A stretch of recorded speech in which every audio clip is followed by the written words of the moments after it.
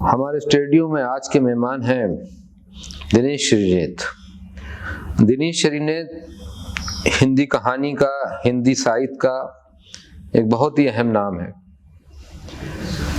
साहित्य के अलावा आप एक हिंदी के बहुत ही प्रतिष्ठित, कहना चाहिए बहुत ही अहम पत्रकार रहे हैं और बहुत से अखबारात से, पत्र पत्रिकाओं से आपका रिश्ता बड़ा मजबूत रहा है।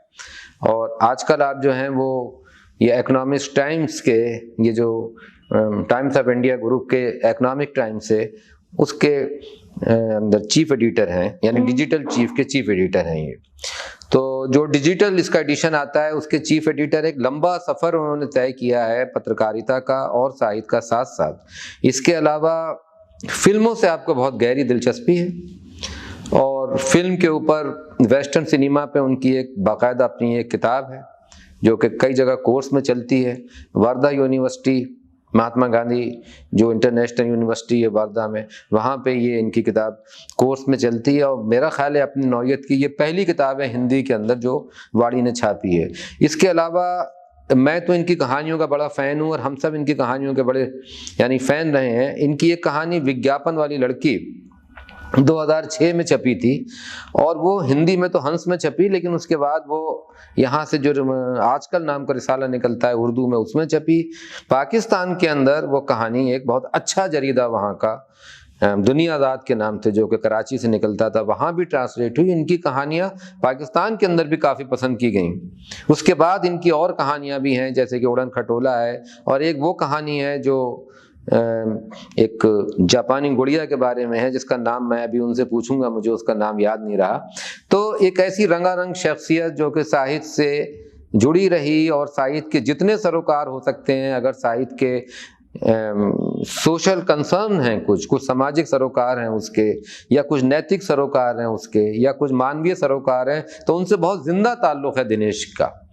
तो दिनेश जी, हम अपने स्टूडियो में आपका बहुत स्वागत करते हैं। बहुत ही खुशामदीद, हमें बड़ी खुशी है कि आप तशरीफ लाए। तो सबसे पहले तो मैं आपसे यही पूछूंगा कि आप कुछ बताइए कि आज आप जिस मुकाम पे हैं, तो इस मुकाम का तक पहुंचने के लिए जो पहला सफ़र का पड़ाव था वो कहाँ से शुरू हुआ और वो कौन सा माहौल था जिस माहौल के अंदर आप जिए, और वो कौन सी सेंसिटिविटी थी, वो कौन सी अलग किस्म की हिस्सियत थी, एहसास था, संवेदना थी जिसने कि आज आपको इस मुकाम पे पहुंचाया है? अच्छा, मैं शुक्रिया बहुत। मुकाम की जो आपने बात कही तो मुझे लगता है कि कोई मुकाम तो है नहीं मेरे लिए, और वो सब कुछ एक अनवरत यात्रा की तरह लगता है। मुझे लगता है कि जैसे आज से 10 साल पहले या 20 साल पहले के दिनों को मैं देखता हूँ और आज देखता हूँ तो मुझे लगता है कि वो कोई ऐसी जगह नहीं है, मतलब वो लगता है कि वो कोई एक सफ़र है जो निरंतर चलता जा रहा है, बस परिदृश्य बदलते जाते हैं। और हो सकता है कि हाँ, हम जब इसको एक किसी पोजीशन में या कह लीजिए अपनी कुछ गिनने लायक उपलब्धियों के मायने में जब इसे देखते हैं तो शायद वो मुकाम की बात आती हो। तो एक चीज़ ये भी है कि एक किसी व्यक्ति के लिए समानांतर यात्राएं होती हैं, तो मेरे लिए भी कई समानांतर यात्राएं रही हैं। एक यात्रा रही है साहित्य लेखन की और दूसरी यात्रा रही है मेरे करियर की। तो घर पे कुछ मैं ये चाहता हूँ कुछ आप हमें बताएं कि जो घर पे जो आपको वातावरण मिला, जहाँ आप पले, जो आप, मेरा ख्याल है कि बचपन बहुत अहम होता है, वो आपका घर हो या घर से बाहर हो। यहाँ मेरा घर से मतलब जो है वो असल में बचपन से है कि बचपन किन गलियों में, कौन से घरों में बीता, वो कौन लोग थे जो आपके आसपास थे, और वहाँ कितनी किताबें थीं, कितनी पत्रिकाएं थीं, या क्या था वहाँ पे, जज्बात की कौन सी दुनिया थी, एहसासात का कौन सा संसार? बिल्कुल बिल्कुल। तो आज जो दिनेश ने जिसको आप देख रहे हैं, तो बहुत सारी छोटी छोटी चीज़ें थीं जिसने मुझे गढ़ा, या मुझे जो है एक लेखक के रूप में, या आज जो कुछ भी हूँ, और उसमें बहुत बड़ा योगदान मैं मानता हूँ कि मेरी माँ का रहा है और मेरे घर में मेरे परिवार का रहा है, जहाँ पढ़ने का बहुत ज़्यादा रुझान था। आपकी माता जी को बहुत शौक था पढ़ने का, मेरा ख्याल है, और ये अपने में बड़ी एक वैसी बात है कि उस जमाने में जहाँ इतना ज़्यादा पढ़ने लिखने का रिवाज, मेरा ख्याल है कि महिलाओं में इतना ना था, बल्कि सोशल गज़ब ज़्यादा होती थी और घर में चौके और रसोई और खाने की बातें ये सब ज़्यादा होती थी। उसमें आप बताते हैं कि वो सिर्फ पढ़ने में और किताबों में और पत्रिकाओं में ही उन्होंने अपना ज़्यादातर वक्त बिताती। और वो बिल्कुल मतलब हाउसवाइफ थी और कोई और उनका ऐसा कोई, उनकी बहुत ज़्यादा पढ़ाई लिखाई भी नहीं थी। वो शायद 8वीं या 9वीं तक उन्होंने पढ़ाई की होगी, मुझे लगता है। और हमारे घर में हिंद पॉकेट बुक्स की लाइब्रेरी की वो मेंबर थी, और हिंद पॉकेट बुक्स की जो पूरा किताबों का सेट आया करता था, तो मेरे घर में कम से कम नहीं तो 300-400 किताबें होंगी जब मैंने होश संभाला है। और उसमें सारा शरदचंद्र पॉकेट बुक में, प्रेमचंद, रविन्द्रनाथ टैगोर, बंकिम चंद्र और हंसराज रहबर, ये तमाम लोग थे जिनको मैंने, और बहुत सारा। तो संयोग से क्या हुआ कि जब मैं छोटा था, करीब 10 साल की उम्र थी, तो मेरे बड़े भाई के एक दोस्त थे जो खुद एक बहुत अच्छे आर्टिस्ट थे, संजय नाम था उनका। उन्होंने मुझे, मैं तब बचपन में कॉमिक्स बहुत पढ़ा करता था, जो आमतौर पे सारे बच्चे पढ़ते हैं। और इलाहाबाद के दिनों में क्या होता था कि हमारे यहाँ एक अखबार वाला आता था जो शाम को आया करता था। वो शाम को जो है कुछ बाहर के जो अखबार आते थे इलाहाबाद में, वो शाम तक पहुँचते थे। जैसे मेरे ख्याल से वो टाइम्स ऑफ इंडिया होता होगा, या हो सकता है इंडियन एक्सप्रेस होता हो। वो ट्रेनों से शाम को आया करते थे। तो रात 9 बजे, शाम भी नहीं, वो रात 9 बजे वो अखबार वाला आया करता था। कुछ घरों में वो अखबार बांटता था और बहुत सारी किताबें वो किराए पे देता था हमें। तो एक ये संयोग हुआ, या कह लीजिए कि वो अपने आप एक रुझान बनता जाता है कि नंदन में जैसे छपा करती थी विश्व की महान कृतियाँ, तो उसमें बहुत सारी मैंने कहानियाँ पढ़ी। जैसे एक बहुत फेमस उपन्यास लोरना ढूंढ, वो मैंने पढ़ा और मुझे याद रह गया। इसी तरह से वो एक डॉक्टर की कहानी, अभी मुझे उस उपन्यास का टाइटल भूल रहा है, जो जानवरों का इलाज करता था। वो भी बच्चों के लिए बहुत मशहूर है। फिर वो विजार्ड ऑफ ओज, और इस तरह की जो तमाम परी कथाएं होती थी। इब्न सफी से भी आपका जो साक्षात्कार हुआ? बिल्कुल। बस मैं उसी पे अभी आता हूँ। तो हुआ क्या कि उन्होंने मुझे, जो मेरे भाई के दोस्त थे, उन्होंने मुझे कहा कि तुम ये सब मत पढ़ा करो, मतलब ये सब तो पढ़ो लेकिन कुछ गंभीर भी पढ़ो। और उन्होंने अचानक से मुझे, मेरे घर में एक किताब आई थी मैक्सिम गोर्की की माँ, उन्होंने मुझसे कहा कि इसे भी तुम्हें पढ़ना चाहिए। मेरी उम्र बहुत छोटी थी, 10-11 साल, जो देखा जाए तो माँ पढ़ने के लिए जो है बहुत छोटी थी। लेकिन उसको मैंने, उस किताब को पूरा पढ़ डाला। किताब पढ़ने के बाद मुझे बहुत समझ में नहीं आया, लेकिन मुझे एक बात समझ में आई कि ये रूस के एक दौर की कहानी है, जब रूस में बहुत ज़्यादा माहौल ख़राब था, और मजदूरों की कहानी है। लेकिन मुझे उसका अंत नहीं समझ में आया, और मैंने उनसे पूछा भी कि मुझे अंत नहीं समझ में आया इसका, और मुझे ऐसा लगा कि कहानी बीच में ही ख़त्म हो गई। अच्छा, इसी दौर में जो है घरों में जैसे जब ये जासूसी उपन्यास आया करते थे, तो इब्ने सफ़ी, कर्नल रंजीत के उपन्यास, ये सारे भी खूब पढ़ने को मिले। और बाद में जब मैं इलाहाबाद छोड़कर वापस अपने पुश्तैनी घर जो गोरखपुर में था वहाँ आया, मेरे फादर की डेथ हो गई थी जल्दी ही 10 साल की उम्र में, तो वहाँ पे ये जो हिंद पॉकेट बुक्स का पूरा कलेक्शन था वो पढ़ा। तो उसमें भी मुझे संयोग से जो है कुछ जो बाहर के राइटर थे वो बहुत ज़्यादा पसंद आने लगे।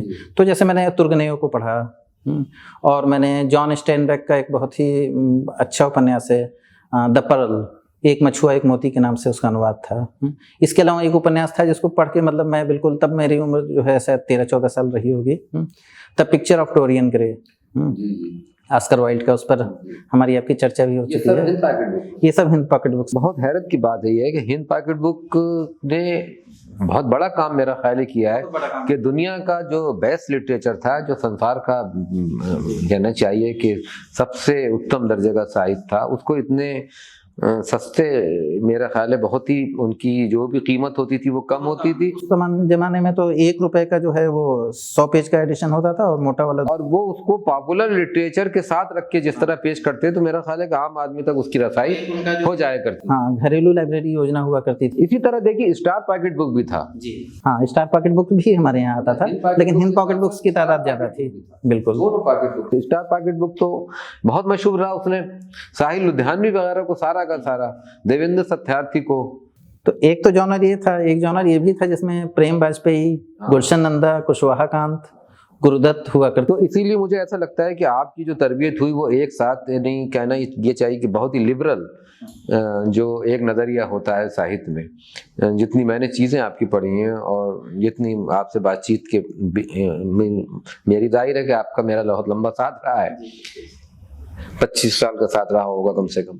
तो मैंने ये पाया कि बहुत ही लिबरल एक जो साहित्य में जो एक नज़रिया होता है वो आपका ये रहा कि आपके यहाँ पॉपुलर लिटरेचर, मकबूल आम अदब, लुग़दी साहित्य तो एक उसके लिए नेगेटिव तरीके से हम लोग कहते हैं वो, और जो अदब आलिया है जो कि मतलब हाई आर्ट कह लीजिए या ये कि जो कि हाई लिटरेचर है, उससे दोनों में से आपने दोनों में अपना एक स्पेस बनाने की कोशिश की एज ए रीडर, मेरा मानना ये है। और किसी से भी आपको बहुत ज्यादा ताज्जुब नहीं रहा और किसी को लेके आप बहुत ज्यादा कहना चाहिए कि प्रेजुडिस के पूर्वाग्रह के शिकार। बिल्कुल, बहुत इसको कह ले सकते हैं हम, शायद लिटरेचर की डेमोक्रेसी कह सकते हैं। लिटरेचर की डेमोक्रेसी, ये मैं इसको कहूंगा कि एक तरफ आपकी पूरी तरबियत जो है उधर से हुई है और उसमें भी जो बेस्ट है, जैसे कि इब्न सफ़ी, उसके अंदर मैं उसको बेस्ट मानता हूँ। अगर हम पॉपुलर लिटरेचर की बात करते हैं तो चाहे वो रोमानी मतलब दर्जे का साहित्य हो या जासूसी हो, उसमें इब्न सफ़ी बेस्ट है।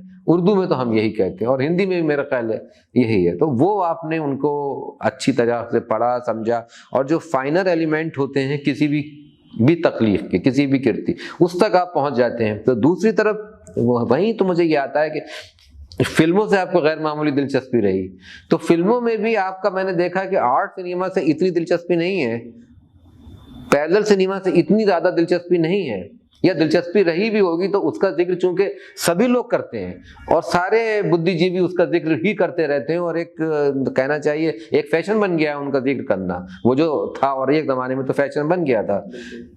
कमर्शियल सिनेमा के हवाले से जो आप उसके अंदर फाइनल एलिमेंट आपने तलाश करते हैं, जो हमारा सिनेमा है, मेन स्ट्रीम का सिनेमा है, जैसे हम लोगों ने बहुत बार बात की है फिल्म वक्त पे, हमराज पे, आराधना पे और तेरे मेरे सपने पे, गाइड पे, तो ये उस हवाले से फिर आपकी जो सामने किताब आती है वेस्टर्न सिनेमा के हवाले से, जो आपने किताब लिखी, जिससे कि ये सामने आता है कि फिल्म की विदा पे, फिल्म के आर्ट पे, फिल्म की तारीख पे कितनी गहरी नजर है आपकी। तो जरा इस हवाले से कुछ मुझे बताएं।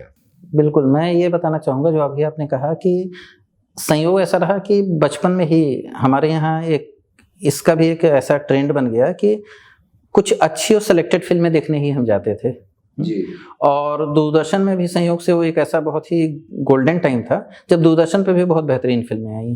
तो अगर आप ऐसे देखना शुरू करें, उस समय मुझे याद है कि कुछ पत्रिकाएं भी बहुत पैरेलल सिनेमा को सपोर्ट करती थी, जिसमें धर्मयुग का बहुत बड़ा रोल था। तो अर्धसत्य आई थी, आक्रोश आई थी, पत्रिकाएं चूंकि आती थी, पत्रिकाओं के जरिए मेरा एक नजरिया बनता था फिल्म के बारे में। जैसे आक्रोश फिल्म में छोटा था तो देख नहीं सकता था, लेकिन मैंने आक्रोश के बारे में बहुत कुछ पढ़ा। उस समय माधुरी में जो है, मेरे ख्याल से वो शायद अरविंद कुमार उसके संपादक होते होंगे, माधुरी में बहुत कुछ उसके बारे में छपा करता था। फिर क्या था कि वही बात है कि जब जहाँ पे हिंद पॉकेट बुक्स का कलेक्शन था, वहीं पर मेरे पास माधुरी के जो है 70 के दशक का, जो कि मेरे बचपन पैदा होने से पहले की किताबें थी, और शमा सुषमा भी, हाँ, और शमा सुषमा भी, उन सारे का एक कलेक्शन था। तो उनको पढ़ के क्या होता था कि पिछली फिल्में जो शायद मेरी पैदाइश से पहले की फिल्में थी, उनके बारे में भी एक ओपिनियन बनती चली गई। हाँ, और चूंकि खाली वक्त होता था और पढ़ने का अगर आपको एक बार वो लग गया, लत लग गई, तो आप बहुत सारा कुछ पढ़ जाते थे। तो सिनेमा तो मेरा ऐसा ही रहा कि जैसे मुझे याद है घरौंदा, आधारशिला देखी थी नसीरुद्दीन शाह की, सिनेमा हॉल में जाके देखी, और अर्धसत्य देखी थी, और उसके बाद भी बहुत सारी फिल्में आई, देखते रहे। सिनेमा का शौक धीरे धीरे शायद सिनेमा के बारे में पढ़ने से बढ़ता गया। और फिर एक टाइम ऐसा आया कि जब हम खुद से सिनेमा देखने लायक हुए, चाहे वो स्कूल से भाग के, चाहे थोड़ा बहुत अपनी मर्जी से, तो खूब फिल्में देखी। चूँकि खूब फिल्में देखी तो हमारे पास चॉइस नहीं थी, जो उपलब्ध था वो देखी, जो मौजूद था वो मिथुन चक्रवर्ती की फिल्म हो, चाहे वो जितेंद्र श्रीदेवी की फिल्म हो, या कुछ भी हो, सब देखा। लेकिन एक तरफ एक जहन बन चुका था जो उन फिल्मों को जो है क्रिटिकली जो है एनालाइज करता रहता था। तो अच्छा, उसमें क्या होता था, फिर कमर्शियल सिनेमा में बहुत अच्छी फिल्में भी बनी, जैसे कि हम गाइड की बात कर सकते हैं, तेरे मेरे सपने। तो नहीं, मगर ये जो एप्रिसिएशन करना आपने सीखा ना, मतलब ये आपने कोई फिल्म में कोर्स नहीं किया जी, कहीं कोई आपने मतलब इस तरह का, मेरा ख्याल है कि फिल्म एप्रिसिएशन का कोई कोर्स नहीं किया है, लेकिन एक नेचुरल जो फिल्म को समझने का, जो उसकी जो तफहीम होती है, जो उसका इंटरप्रिटेशन होता है, जो उसके विजुअल्स हैं, उनकी जैसी गहरी समझ मैंने देखी है आप में। चूंकि फिल्म मेरा ख्याल है कि विजुअल उसका जो बयानिया होता है फिल्म का, वो विजुअल का बयानिया होता है, वो इतना लफ्जों का नहीं होता। अगर शब्द ज्यादा कहते हैं, अगर शब्द ज्यादा हैं फिल्मों के अंदर, वो मैं उसको फिल्म की कमजोरी मानता हूँ। जैसे मैं एक दो बड़ी फिल्मों का एग्जाम्पल आपको दूंगा कि मुग़ल आज़म है और पाकीज़ा है।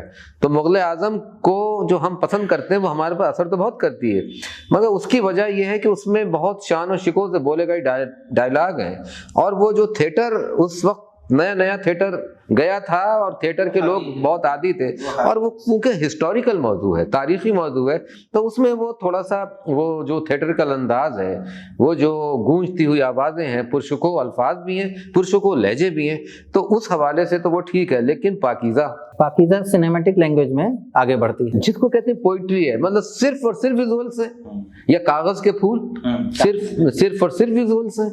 तो ये जो समझ आते आते फिल्म की, और फिर उस हवाले से जो आपने वेस्टर्न उसके ऊपर आपने अभी जो लिखी है किताब, तो उस आपको क्या लगता है, अगर मैं यहाँ ये एक मेरा ख्याल है कि हम आपसे पूछ सकते हैं कि जो इंडियन सिनेमा है हमारा इस वक्त, जो मेन स्ट्रीम का सिनेमा और जो बाहर का सिनेमा है, यूरोपियन सिनेमा है, तो इसमें कोई आज के ज़माने में कहीं कोई डायलॉग मुमकिन है विजुअल्स की सतह पे, टेक्निकलिटीज की सतह पे और थीम की सतह पे?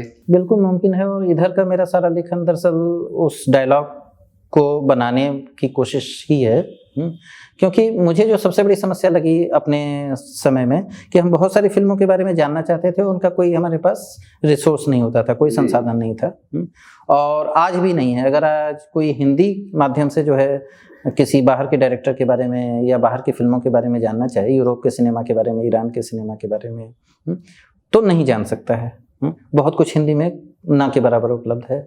जो ये किताब लिखी गई उसके पीछे भी वजह यही थी कि जब वाड़ी का ये प्रस्ताव आया कि सिनेमा पे हम एक 8 किताबों की सीरीज निकाल रहे हैं, उसमें एक किताब आपको लिखनी है, तो मुझे ये लगा कि मुझे एक ऐसी किताब लिखनी चाहिए कि अगर कोई सिनेमा का स्टूडेंट एक बेसिक जानकारी लेना चाहता है, बुनियादी जानकारी लेना चाहता है पश्चिम के सिनेमा के बारे में, क्योंकि यहाँ के सिनेमा के बारे में तो फिर भी बहुत कुछ उपलब्ध है, तो उसको एक बुनियादी जानकारी मिल जाए जहाँ से वो अपनी जर्नी आगे तय कर सके। मुझे याद आता है कि वो गर्म हवा की स्क्रिप्ट पे भी तो कुछ काम आप कर रहे थे, आप हमारे नाज़रीन को बताइए दरअसल वो क्या था?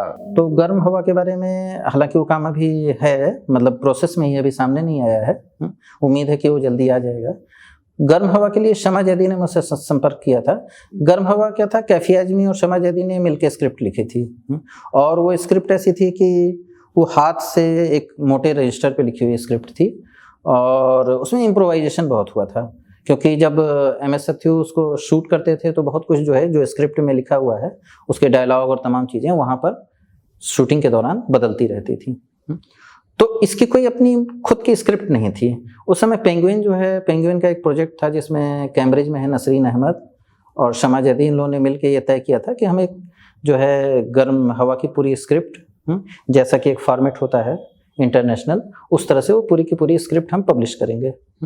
तो ये बातचीत हुई, तो मेरी जो भूमिका थी, उस समय गर्म हवा अवेलेबल भी नहीं थी, तो शमा जैदी ने उसका जो है मुझे CD डिजिटल प्रिंट भेजा, और ये था कि मुझे पूरी फिल्म देख के दोबारा से उसकी स्क्रिप्ट को लिखना है। और मेरे पास वो स्क्रिप्ट के भी जो है फोटोस्टेट आ गए थे, जो कैफी आजमी ने हैंड रिटन अपने हाथों से लिखी थी।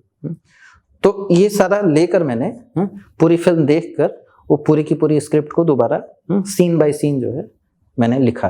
तो वो किताब छप रही है? वो किताब पहले तो पेंगुइन से एक कॉफी टेबल बुक की तरह आने वाली थी, लेकिन किसी वजह से पेंगुइन से बात नहीं बनी। फिर वो सीगल एक बहुत अच्छा पब्लिकेशन है कलकत्ता का, जो आमतौर पर उससे भी बात होने वाली थी। फिर किसी वजह से नसरीन अहमद ने वो प्रोजेक्ट ड्रॉप कर दिया। मतलब वो अब यह है कि उसका हिंदी जो है वो मेरे पास है, और उसके लिए राजकमल से बातचीत चल रही है, तो संभवतः जो है वो जल्दी ही आ जाएगा। हमें उसका इंतजार है, हम उसको देखेंगे। एक सवाल और वो ये कि हम ये आपके साथ बात करने में जो मतलब मेरे साथ हमेशा कई आपके साथ इस तरह की बैठकें हुई हैं हमारी जो आज कर रहे हैं कि कहाँ से बात शुरू करें, कहाँ मतलब ख़त्म करें। आपको अक्सर आपने देखा होगा, तो आपकी कहानियों के हवाले से बात रह गई, और मुझे लगा है कि वो रही जा रही है। कहानियाँ बहुत कम मतलब आपकी कहानी लिखने में इंटरवल बहुत होता है। यानी 2006 में आपने शायद विज्ञापन वाली लड़की लिखी, जो अपने आप में शाहकार कहानी है। उसके 6 साल बाद 2012 में आपने उड़न खटोला लिखी, और उसके शायद 6 साल बाद आपने जो है वो जापानी गुड़िया, उसका नाम क्या है? मात्रेश्का, वो रशियन गुड़िया है। अच्छा, रशियन गुड़िया, सॉरी। तो उसके बारे में जरा सा कुछ बताइए कि उस कहानी का थीम क्या है, और ये मात्रेश्का के हवाले से कुछ। हाँ, एक पहले मैं आपकी उस बात का जवाब दे दूं कि जो गैप की बात है, तो कहानियों के साथ मेरे लिए ये होता है, कहानी मेरे लिए काफी तकलीफदेह प्रोसेस है, तकलीफदेह प्रक्रिया है। वो होता है। तो कहानियां दरअसल एक किसी विजुअल की तरह दिमाग में आती हैं, बहुत बाद में मैंने इसको, जब उनका इंटरव्यू मैं पढ़ा था मार्केज का, तो वहाँ पे भी मैंने सेम यही बात उनके मुंह से सुनी कि कोई एक बिंब जो है उन्हें अचानक परेशान करना शुरू करता है और उसके बाद से वो कहानी बनने का प्रोसेस शुरू हो जाता है। मुझे लगता है कि बारिश जो है वो आपको बहुत परेशान करती है। तो बारिश आपकी एक ऐसा बिंब है, जो मैंने आपकी ज्यादातर कहानियां पढ़ी उसमें लगातार बारिश होती रहती है। जैसे विज्ञापन वाली लड़की में तो लगातार बारिश ही की कहानी है वो शायद। हाँ, तो ये मेरे लिए जो प्रोसेस होता है उसके बाद से, किसी भी विजुअल के बाद जो विजुअल बार बार आपको स्ट्राइक करता है, परेशान करता है, फिर वो कहानी में बदलने तक का प्रोसेस बहुत लंबा होता है, क्योंकि फिर उसमें एक वातावरण भी होता है, किरदार भी होते हैं और एक पूरी कहानी या उसकी थीम भी होती है। विज्ञापन वाली लड़की जो है, मैं बरेली से दिल्ली के सफ़र में, मुझे याद है कि बहुत बड़े बड़े, जब दिल्ली के करीब हम पहुंचते थे तो बहुत बड़े बड़े होर्डिंग्स दिखते थे, बहुत बड़े बड़े विज्ञापन दिखते थे, जो हमें आमतौर पर छोटे शहरों में नहीं दिखते थे, और वो तेज दूधिया रोशनी में नहाए हुए। तो वहाँ से कोई चीज़ मुझे स्ट्राइक की और धीरे धीरे करके वो एक कहानी का आकार लिया। और बारिश, जाहिर सी बात है, बारिश का बहुत बड़ा रोल था उसमें। बरेली शहर भी है उस कहानी में, हालांकि ना तो उसमें शहर का नाम है ना किसी जगह का नाम है, वो एक एब्स्ट्रैक्ट, एब्स्ट्रैक्ट कहानी, उसके पात्र का भी नाम नहीं है। इसी तरह से उड़न खटोला वो सपनों की कहानी है, स्मृतियों की कहानी है, और उसमें भी बारिश है। तो बारिश शायद जो है, कुछ चीज़ें होती हैं जो आपके, मतलब कह लीजिए कि खिलौने की दुकान की तरह, आप जैसे बच्चा खिलौना सजा के रखता है ना, तो कुछ फेवरेट अपनी चीज़ें सजा के रख लेता है, तो शायद एक लेखक भी जो है अपनी कुछ मनपसंद चीज़ें सजा के रख लेता है। 12 मासा लिखे जाने की एक हमारी यहाँ रिवायत थी, और उर्दू में 12 मासे लिखे जाते थे, यानी हर महीने का एक अपना मिजाज होता है। तो उसमें जैसे सावन भी बारिश का महीना है और भादो भी बारिश का महीना है, मगर दोनों की बारिशों में फर्क है। और इसी में सावन की बारिश में एक 10 से लेके 12 दिन ऐसे और बीच में आते हैं जिसमें एक खास तरह की बारिश होती है। उस बारिश का मिजाज अलग होता है, उस बारिश के बादल बिल्कुल अलग होते हैं, जिसमें रक्षाबंधन का त्योहार होता है, और थोड़ा आगे चल के उसी में जन्माष्टमी होती है। आपके यहाँ जो बारिश होती है उसमें उसी तरह के बादल हैं। हाँ, जैसे कुछ मिटा देंगे, कुछ फना कर देंगे। आपके यहाँ जो बारिश होती है उससे कुछ ये भी एहसास होता है, जैसे कि मृत्यु का भी, मुझे लगता है कि मृत्यु का बिंब भी आपके यहाँ बहुत स्ट्रांग, मृत्यु का बिंब बहुत स्ट्रांग है। शायद इसके, मेरा अपना निजी जीवन भी इसकी एक वजह रहा होगा, क्योंकि आपके पसंदीदा लेखकों के अंदर भी मेरा ख्याल है ऐसे लोग बहुत रहे हैं। शायद निर्मल वर्मा, हम दोनों ही लोगों के पसंदीदा राइटर रहे। दोनों चीजें हैं शायद, जैसे बचपन में फादर का चले जाना और मदर के साथ रहना, मदर की भी लगातार जो है बीमारियां, हाँ, और एक जो छूट जाने का जो एक भय होता है अपनों से, ये तो, और डेथ के वजह से छूट जाने का जो भय होता है, वो काफी शायद मेरे जहन में बचपन और किशोरावस्था में की वजह से छूट जाने का माने होते हैं कि कंप्लीटली छूट जाना, मतलब वो जो उसके बाद छूट के फिर हम मिल नहीं सकेंगे। तो बाद में जब मैंने कुछ राइटर्स को पढ़ा, जिसमें दोस्तोयेव्स्की, निर्मल वर्मा और भी कई ऐसे लेखक हैं जिनको शायद, जैसे एक मेरे ख्याल से स्पेनिश लेखक हैं कामिलो खोसे सेला, तो इनके यहाँ जब मैंने वो चीज़ देखी, वो अलग अलग रंग में है। शायद निर्मल के यहाँ वो थोड़ा लिरिकल है, कामिलो खोसे सेला के यहाँ बहुत ही बिटरनेस के साथ है, कड़वाहट के साथ है। दोस्तोयेव्स्की के यहाँ वो बहुत ही दार्शनिक तरीके से और एक अजीब तरीके से वो आता है। दोस्तोयेव्स्की तो बहुत बड़े राइटर हैं और उसके बारे में मुझे लगता है कामू के यहाँ है, बिल्कुल प्लेग जैसा उपन्यास जैसे जब मैंने पढ़ा, जब तो मैं एक तरह से कह लीजिए बहुत लंबे समय तक उससे उबर नहीं पाया। ठीक उसी तरह से क्राइम एंड पनिशमेंट था। नहीं, आप मार्किस के यहाँ देखिए, मार्किस ने तो जिंदगी भर मौत का जो खौफ है, कभी कभी क्या होता है कि डायरेक्ट मौत का खौफ ना आके उसको कहीं छुपाने की कोशिश की जाती है। जैसे ये भी कहा जाता है कि सेंस ऑफ ह्यूमर जो पैदा हुआ, या जो ह्यूमरस जितना लिखा गया है साहित्य, हास्य जो लिखा गया, उसके पीछे भी मौत का डर है। वो मुझे कहानी याद आती है कि वो अपने बच्चों को लेके एक औरत जो है वो एक बहुत ही ऐसे मकान में रहती है जो कि आश्चर्यप्रदा मकान है, हॉन्टेड मकान है वो। तो वो उस मकान में कहते हैं भाई यहाँ तो भूत रहते हैं। तो वो वहां जाती है और वो फिर हर वक्त हंसती रहती है। तो लोग उससे फिर हंसती क्यों हो? उन्होंने कहा ताकि ये जो भूतों का डर है इसको सिर्फ हंस के ही मतलब इसको जीता जा सकता है। तो ये मुझे बहुत बड़ी एक मतलब अलामत नजर आती है कि किसी भी डर को दुनिया के उसको ये जो लिखना है हमारा, चाहे वो हाथ लिखना हो या ना हो, ये भी एक तरह से मृत्यु के डर पे कुछ काबू पा लेने का या अमरता प्राप्त कर लेने का, अमरता या ये कि लाफानियत हासिल करने का एक तरीका हो सकता है। बिल्कुल। और मुझे एक बड़ी इंटरेस्टिंग सी बात मैं आपको बताऊं कि एक मतलब जैसे एक तरफ ये सारे राइटर थे जो बहुत ही दार्शनिक थे और जो एब्स्ट्रैक्ट थे, चाहे इवन हिंदी में भी वो कृष्ण बलदेव वैद्य रहे हों, निर्मल वर्मा रहे हों, या इधर आप इन लोगों को ले लीजिए, दोस्तोयेवस्की हों, कामू हों। और एक तरफ मुझे जो ये पूरा लेखन था जो बिल्कुल पॉपुलर लिटरेचर का लेखन था, उसने भी मुझे बहुत जो है कह लीजिए कि मेरे लेखक बनने में बहुत मदद की। जैसे जी एडगर एलन पो का मेरे ऊपर बड़ा गहरा असर रहा है। और उनकी जितनी डार्क कहानियां, गॉथिक जिनको कहते हैं ना, गॉथिक टेल्स, वो मुझे बहुत पसंद रहे। भले वो उस तरह से ना आए, लेकिन उसकी कहीं ना कहीं डार्कनेस और जो कहानी कहने का, जैसे मैं एक ट्रेडिशनल स्टोरी टेलर हूँ, तो आमतौर पे मैं क्या करता हूँ कि कहानी को उसी तरीके से कहने की कोशिश करता हूँ कि जैसे आप एक सामान्य कहानी को रस लेके पढ़ते हैं। बहुत ज़्यादा उसमें सतह के ऊपर एक्सपेरिमेंट नहीं होता है, लेकिन सतह के भीतर बहुत सारे एक्सपेरिमेंट होते हैं। वो शायद पात्रों के गठन में होते हैं, वो शायद वातावरण में होते हैं, वो शायद एक ऐसी चीज़ों में होते हैं जो आप पढ़ते पढ़ते आपको लगता है कि अच्छा जो जादुई यथार्थवाद तो नहीं, लेकिन उसको छूता हुआ जो है कहीं निकल जाता है। कुछ अनहोनी सी चीज़ें, कुछ अजीबोगरीब चीज़ें, तो मुझे लगता है शायद वो सब चीज़ों जो है ज़्यादा उसको वास्तविक बनाती हैं। वो हल्का सी अवास्तविकता जो है उन कहानियों को ज़्यादा वास्तविकता की तरफ ले जाती है। मैं बहुत बहुत शुक्रिया आपका अदा करना चाहूँगा, और आप हमारे स्टूडियो में तशरीफ़ लाए, इसके लिए आपका तहे दिल से शुक्रिया अदा करते हैं। बिल्कुल शुक्रिया आप सबका भी।